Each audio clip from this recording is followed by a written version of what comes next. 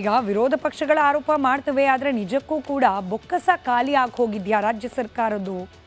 ಇವತ್ತು ಮಹಾಭಾರತ ಚರ್ಚಾ ಕಾರ್ಯಕ್ರಮದಲ್ಲಿ MLA ಶಾಸಕರೇ ಜಾಯಿನ್ ಆಗಿದ್ರು. ಬ್ಯಾಡಗಿಯ ಶಾಸಕರು ಬಸವರಾಜ್ ಅವ್ರು ಹೇಳೋ ಪ್ರಕಾರ ನೋಡ್ರಿ, ಈ ಬೊಕ್ಕಸ ಖಾಲಿ ಆಯಿತು ಅನ್ನೋ ಲಾಜಿಕ್ ಇದೆಯಲ್ಲ, ಇದು ಗ್ಯಾರಂಟಿ ಯೋಜನೆಗಳಿಗೆ ನಾವು ಅಪ್ಲೈ ಮಾಡ್ಲಿಕ್ಕೆ ಸಾಧ್ಯನೇ ಇಲ್ಲ. ಯಾಕಂದರೆ ಬಜೆಟ್ನಲ್ಲೇ 56,000 ಕೋಟಿಯನ್ನು ಎತ್ತಿಟ್ಬಿಟ್ಟಿದ್ದಾರೆ ಗ್ಯಾರಂಟಿಗಳ ಅನುಷ್ಠಾನಕ್ಕೆ ಅಂತ ಹೇಳಿ.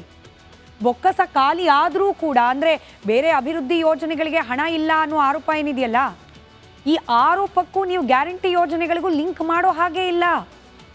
ಗ್ಯಾರಂಟಿ ಯೋಜನೆಗಳಿಗೆ ಆಲ್ರೆಡಿ ಬಜೆಟರಿ ಅಲೋಕೇಶನ್ ಸಪ್ರೇಟೇ ಇದೆ. ನೀವು ಅದನ್ನು ಬೇರೆ ಯಾವುದೋ ಸ್ವರೂಪದಲ್ಲಿ ಮ್ಯಾನೇಜ್ ಮಾಡಬೇಕು ಅನ್ನೋದಿಲ್ಲ ಅನ್ನೋ ವಾದ ಕಾಂಗ್ರೆಸ್ನ ಶಾಸಕರದ್ದು. BJPಯವ್ರು ಹೇಳ್ತಾ ಇರೋದು, ಅರೆ ನಿಮ್ಮ ಬೊಕ್ಕಸದ ಅಂದರೆ ಈಗ ಪರ್ಸಲ್ಲೇ ದುಡ್ಡಿಲ್ಲ ಅಂತಂದ ಮೇಲೆ ನೀವು ಪೆಪರ್ಮೆಂಟ್ ತೊಗೊಳ್ಳಿಕ್ಕೂ ಯೋಚನೆ ಮಾಡಬೇಕು, ಮನೆಗೆ ಅಕ್ಕಿ ತೊಗೊಳಕ್ಕೂ ಯೋಚನೆ ಮಾಡಬೇಕು. ಇಲ್ಲ, ಅಕ್ಕಿ ಆದ್ಯತೆ ಪೆಪರ್ಮೆಂಟ್ ನಂತರದಲ್ಲಿ ಹಿಂಗಲ್ಲ, ಪರ್ಸಲ್ ದುಡ್ಡಿರಬೇಕಪ್ಪ ಫಸ್ಟು ಅನ್ನೋ ವಾದ ವಿರೋಧ ಪಕ್ಷದ್ದು. ನಿಜಕ್ಕೂ ಬೊಕ್ಕಸ ಖಾಲಿ ಆಗಿದೆಯಾ? BPL ಕಾರ್ಡ್ ರದ್ದುಗೊಳಿಸೋದ್ರ ಹಿಂದಿರೋ ತಂತ್ರ ಇದೇನಾ?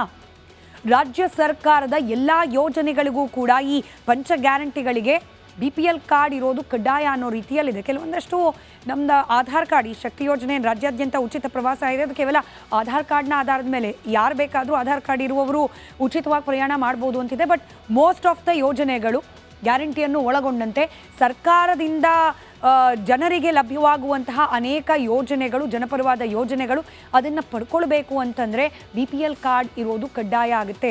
ಅನ್ನಭಾಗ್ಯ, ಗೃಹಲಕ್ಷ್ಮಿ, ಯುವನಿಧಿ, ಗೃಹ ಜ್ಯೋತಿ, ಶಕ್ತಿ ಎಲ್ಲ ಯೋಜನೆಗಳು ಕೂಡ ಇನ್ ಕೇಸ್ ನಾಳೆ ದಿನ ಈ ಪರಿಷ್ಕರಣೆ ಪ್ರಕ್ರಿಯೆ ಅನ್ನೋದೇನು ಆಗ್ತಾ ಇದೆ BPL ಕಾರ್ಡ್ ವಿಚಾರಕ್ಕೆ ಸಂಬಂಧಪಟ್ಟಂತೆ ಇದಾಗ್ಬಿಟ್ರೆ 85% BPL ಕಾರ್ಡ್ಗಳನ್ನು ಕಟ್ ಆಫ್ ಮಾಡಿ ಯಾರು ಅರ್ಹರಿದ್ದಾರೆ ಅವರಿಗೆ ಮಾತ್ರ ಅನ್ನೋದನ್ನು ಮ್ಯಾನೇಜ್ ಮಾಡಿಬಿಟ್ರೆ ಬಹುತೇಕರಿಗೆ ಈ ಪಂಚ ಗ್ಯಾರಂಟಿಗಳ ಫಲ ಸಿಗೋದು ನಿಂತು ಹೋಗುತ್ತೆ.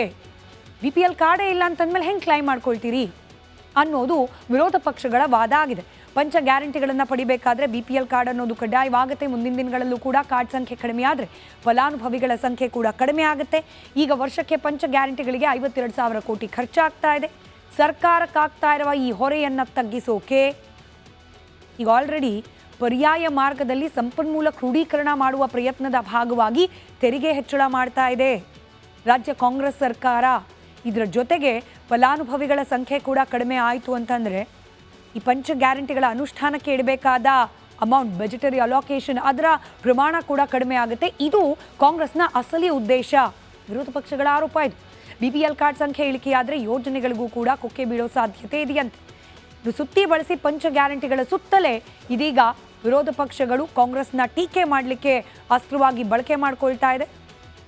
ಕಾದು ನೋಡೋಣ ಸರ್ಕಾರ ಇದನ್ನು ಯಾವ ರೀತಿ ಗಂಭೀರವಾಗಿ ಪರಿಗಣಿಸುತ್ತೆ ಅಂತ ಹೇಳಿ. ಇನ್ಫ್ಯಾಕ್ಟ್ ರಿಪಬ್ಲಿಕನ್ ಕಾರ್ಡ್ಗಳ ಪರಿಷ್ಕರಣೆ ವಿಚಾರದಲ್ಲೂ ಕೂಡ ಏನಾದರೂ ಮೌಖಿಕವಾಗಿ ಏನಾದರೂ ಆದೇಶಗಳು ಹೋಗಿದೆಯಾ? ಯಾಕಂದರೆ ಸರ್ಕಾರದಿಂದ, ಸರ್ಕಾರದ ಪ್ರತಿನಿಧಿಯಿಂದ ಆದೇಶ ಇಲ್ಲದೆ ಒಂದು ಇಲಾಖೆ, ಆಹಾರ ಇಲಾಖೆನೇ ನಾವು ಎಕ್ಸಾಂಪಲ್ ತೆಗೆದುಕೊಂಡ್ರೂ ಕೂಡ ಇದ್ದಕ್ಕಿದ್ದ ಹಾಗೆ ಅಧಿಕಾರಿಗಳೇ ಡಿಸಿಷನ್ ತೊಗೊಂಡು ಪರಿಷ್ಕರಣೆ ಮಾಡ್ಲಿಕ್ಕೆ ಸಾಧ್ಯ ಇದೆಯಾ?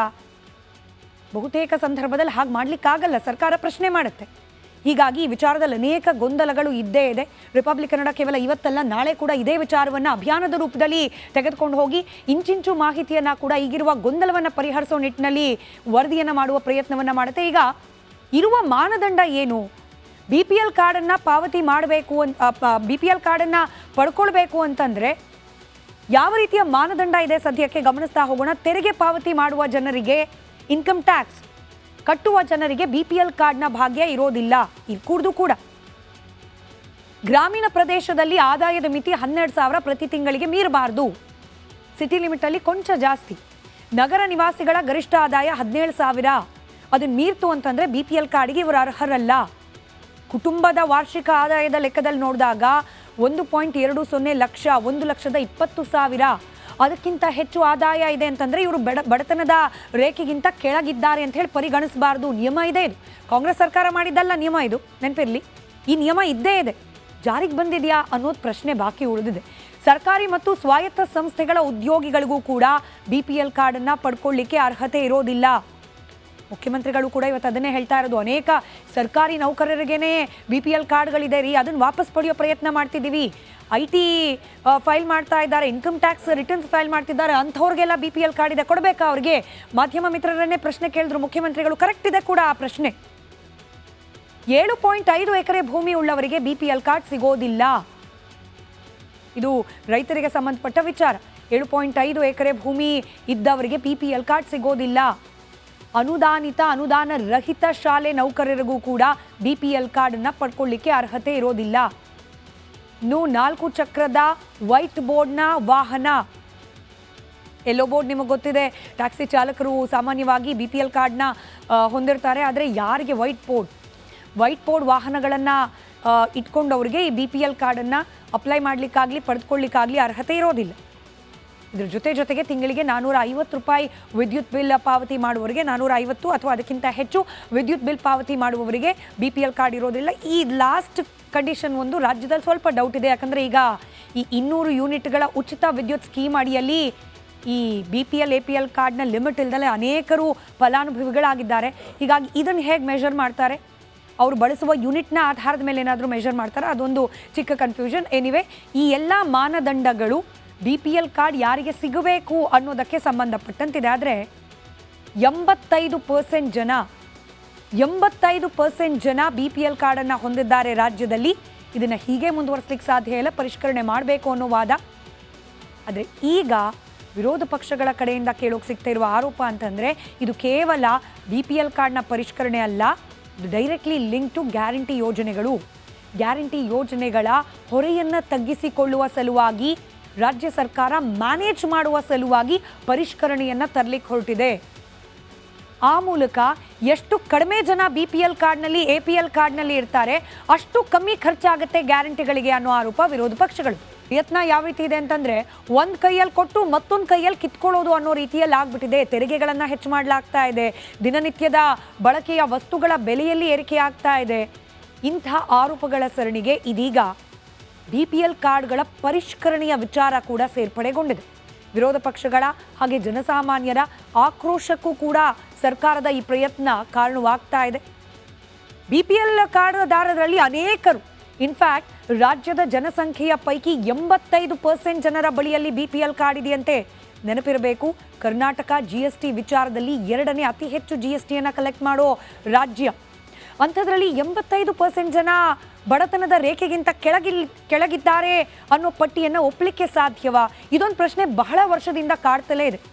ನೀತಿ ಆಯೋಗದ ರಿಪೋರ್ಟ್ ಪ್ರಕಾರ ಕೇವಲ 6%ಗಿಂತ ಕಮ್ಮಿ ಜನ ಮಾತ್ರ BPL ಫಲಾನುಭವಿಗಳಾಗಬೇಕು ಅನ್ನೋದು. ಪರಿಷ್ಕರಣೆಯ ಪ್ರಯತ್ನ ಹಿಂದೆ BJP ಸರ್ಕಾರದ ಅವಧಿಯಲ್ಲೂ ಆಗಲಿಲ್ಲ. ಈಗ ರಾಜ್ಯ ಸರ್ಕಾರ ಮಾಡಲಿಕ್ಕೆ ಹೊರಟಿದೆಯಾ ಅನ್ನೋ ಕುತೂಹಲ ಮೂಡೋ ಹೊತ್ತಿನಲ್ಲೇ ಈ ಪರಿಷ್ಕರಣೆ ಆ್ಯಕ್ಚುಲಿ ಗ್ಯಾರಂಟಿಗಳ ಹೊರೆಯನ್ನು ಮ್ಯಾನೇಜ್ ಮಾಡಲಿಕ್ಕೆ ಅನ್ನೋ ಆರೋಪ BJP ಪಕ್ಷದ ಕಡೆಯಿಂದ, ವಿರೋಧ ಪಕ್ಷದ ಕಡೆಯಿಂದ, ಹಾಗೆ ಕೆಲ ವರ್ಗದ ಜನರ ಕಡೆಯಿಂದ ಕೂಡ ಕೇಳೋಕೆ ಸಿಗ್ತಾ ಇದೆ. ಅಸಲಿಗೆ ಏನಿ ಪರಿಷ್ಕರಣೆಯ ನಿರ್ಧಾರ ಯಾಕಾಗಿ ಕೈಗೊಳ್ಳಲಾಗ್ತಾ ಇರೋದು? ಸರ್ಕಾರ ಅಧಿಕೃತವಾಗಿ BPL ಕಾರ್ಡ್ಗಳ ಪರಿಷ್ಕರಣೆಗೆ ಒಂದು ರೀತಿಯಲ್ಲಿ ಆರ್ಡರ್ ಕೊಟ್ಟು ಬಿಟ್ಟಿದೆಯಾ? ಅನೇಕ ಗೊಂದಲಗಳಿಗೆ ಕಾರಣವಾಗಿದೆ ವಿಚಾರ. ಎಲ್ಲ ವಿಚಾರಕ್ಕೆ ಸಂಬಂಧಪಟ್ಟಂತೆ ಒಂದು ರಿಪೋರ್ಟ್ ಇದೆ, ಗಮನಿಸಿ. ಅದಾದ ನಂತರದಲ್ಲಿ ಇದೇ ವಿಚಾರಕ್ಕೆ ಸಂಬಂಧಪಟ್ಟಂತೆ ಮತ್ತಷ್ಟು ಮಾಹಿತಿಯನ್ನು ನಿಮ್ಮ ಮುಂದೆ ಹಂಚಿಕೊಳ್ತಾ ಹೋಗ್ತೇವೆ.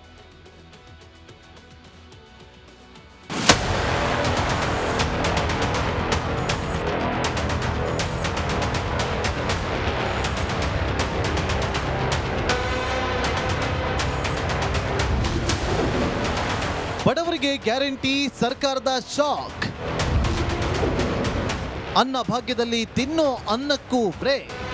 ಯಾವ ಬಡವರು ಹಸು ಮಲಗಬಾರದು. 10 kg ಅಕ್ಕಿ ಮಾಡ್ತೀನಿ.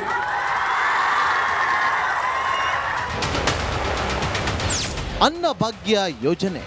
ನಾನು ಅನ್ನರಾಮಯ್ಯ.